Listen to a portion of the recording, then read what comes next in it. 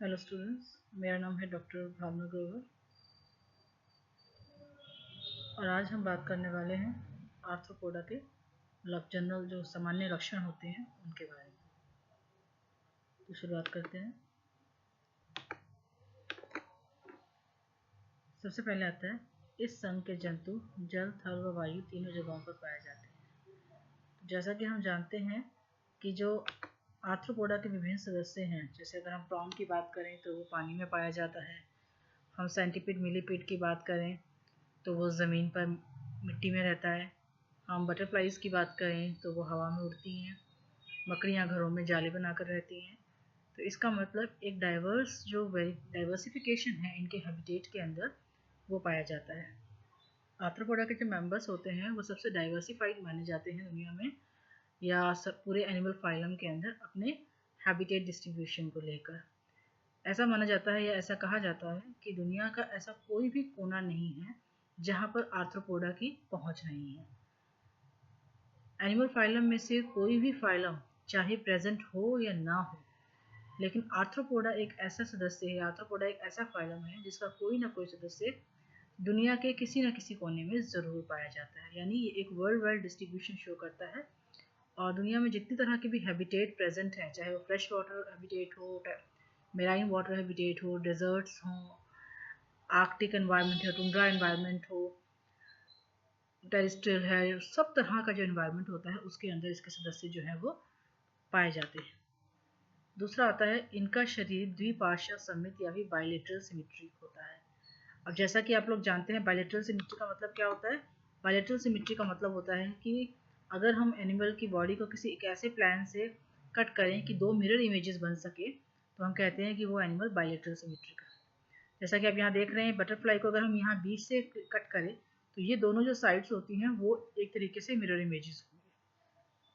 इसी तरीके से हाउस फ्लाई को हम बीच में से कट कर सकते हैं तो दो एक जैसी इमेजेस या फिर मिरर इमेजेस मिलेंगी। Same centipede, scorpion, cockroach, crab, हर तरह के जो एनिमल्स हैं मोर और लेस सब पर ये नियम लागू होता है कि इनकी जो बॉडी होती है वो बायलेटरल सिमेट्री जो है वो शो करती है।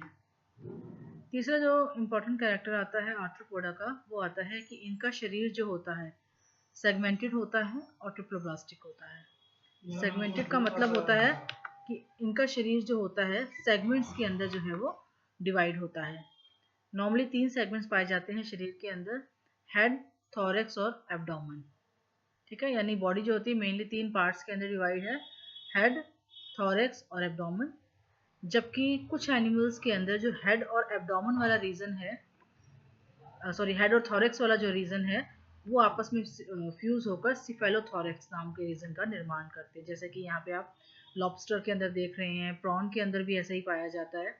तो इन जीवों के अंदर जो हेड रीजन होता है और जो थोरैक्स रीजन, यानी हेड और थोरैक्स जो है फ्यूज होकर एक ही कवरिंग से जो है वो कवर्ड रहते हैं, एक कॉमन कवरिंग से कवर्ड रहते हैं और इस स्ट्रक्चर को हम नाम देते हैं सिफेलोथोरैक्स। तो इसका मतलब क्या हुआ कि आर्थ्रोपोडा के जो मेंबर्स होते हैं उनके अंदर सेगमेंटेशन पाया जाता है और इस सेगमेंटेशन के अंदर जो बॉडी होती है 3 पार्ट्स यानी हेड, थोरैक्स और एब्डोमेन में डिवाइड होती है।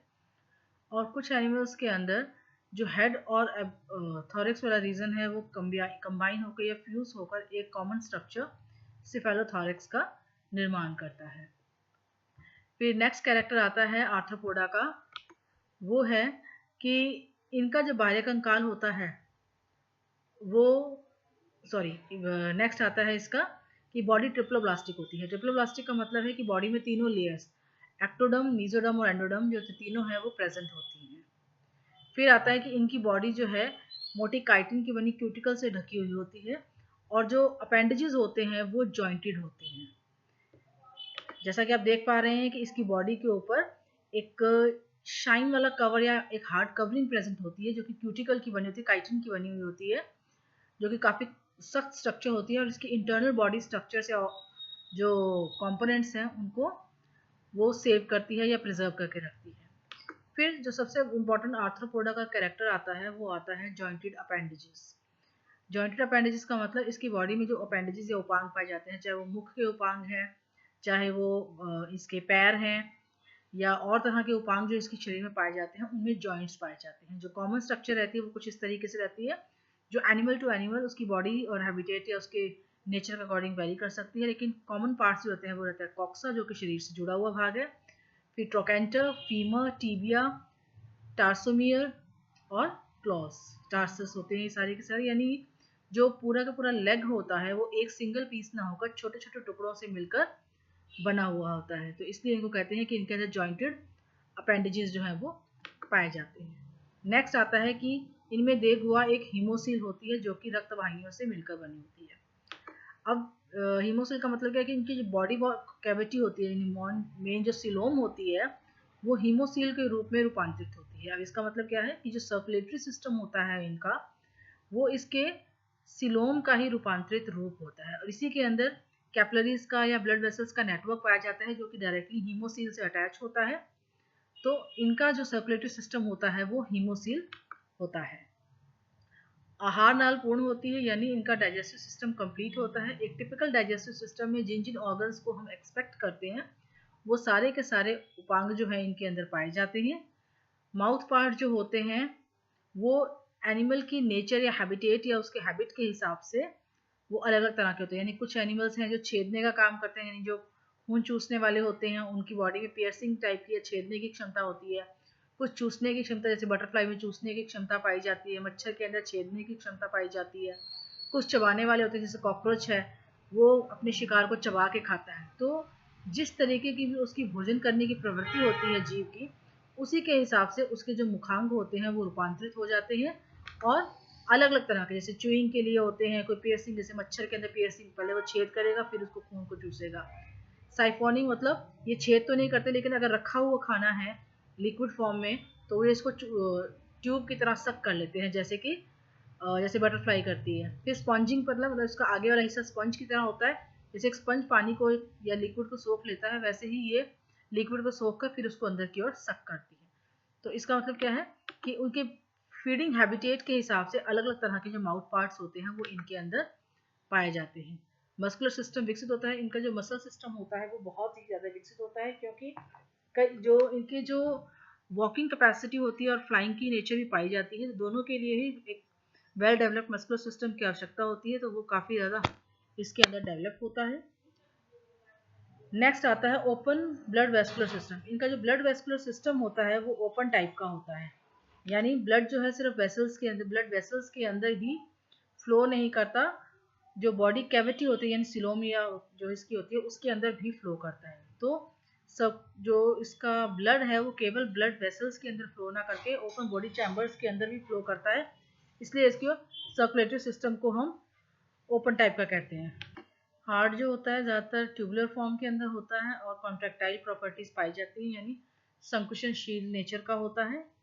फिर नेक्स्ट इसमें जो रेस्पिरेटरी सिस्टम होता है, यानी जो ऑर्थ्रोपोडा के मेंबर हैं, क्योंकि डाइवर्सिफाइड एनवायरनमेंट के अंदर रहते हैं, कुछ टेरेस्ट्रियल में रहते हैं, कुछ एक्वेटिक में रहते हैं, तो अपने हैबिटेट के अकॉर्डिंग अलग अलग टाइप के जो रेस्पिरेटरी सिस्टम है वो इनके अंदर पाए जाते हैं। जैसे अगर हम स्पाइडर्स की या फिर बिच्छुओं की बात करें तो उनके अंदर बुक लंग्स पाए जाते हैं। अगर हम टेरेस्ट्रियल इंसेक्ट्स की बात करते हैं तो उनके बॉडी के अंदर ट्यूब्यूल्स का एक नेटवर्क पाया जाता है, ट्रैकिया का एक पूरा नेटवर्क पाया जाता है, जिनके अंदर जो एयर जो है वो फ्लो करता है। और अगर हम एक्वाटिक एनिमल्स की बात करते हैं तो उनके अंदर गिल्स पाए जाते हैं। तो संक्षेप में हम कह सकते हैं कि अपने हैबिटेट के अकॉर्डिंग एनिमल्स के अंदर अलग अलग टाइप से रेस्पिरेशन के जो मैकेनिज्म है वो डेवलप हुए होते हैं। जिस तरह के एनवायरनमेंट में एनिमल रहेगा उसी तरह का रेस्पिरेटरी सिस्टम उसके अंदर पाया जाता है। फिर आता है एक्सक्रीशन। एक्सक्रीशन के लिए इन एनिमल्स के अंदर मेलपीजी ट्यूब्यूल्स और कॉक्सल या ग्रीन ग्लैंड्स जो होती हैं वो पाई जाती हैं, यानी एनिमल के बिहेवियर एंड उसके नेचर के हिसाब से या किस तरह के हैबिटेट में वो प्रेजेंट है उसके अकॉर्डिंग अलग अलग तरह के स्ट्रक्चर्स जो हैं उनके अंदर एक्सक्रीशन के लिए डेवलप होती है, जैसे मेलपीजी ट्यूब्यूल्स है, ग्रीन ग्लैंड्स है। नेक्स्ट आता है नर्वस सिस्टम। जो एक कंप्लीट नर्वस सिस्टम प्रेजेंट होता है इनकी बॉडी के अंदर, एक नर्व रिंग होता है और एक डबल नर्व कॉर्ड होती है जो कि वेंट्रल सरफेस के ऊपर पाई जाती है, और उसके अंदर थोड़ी थोड़ी दूरी के ऊपर गैंग्लियाज भी पाए जाते हैं। सामान्यतः ये जंतु जो होते हैं एक लिंगी होते हैं, इनके बॉडी के अंदर लार्वल स्टेज पाई जाती है और ये लार्वल स्टेज रूपांतरित होकर वयस्क बनाती है। फर्टिलाइजेशन इंटरनल और एक्सटर्नल दोनों प्रकार का ही पाया जाता है। धन्यवाद।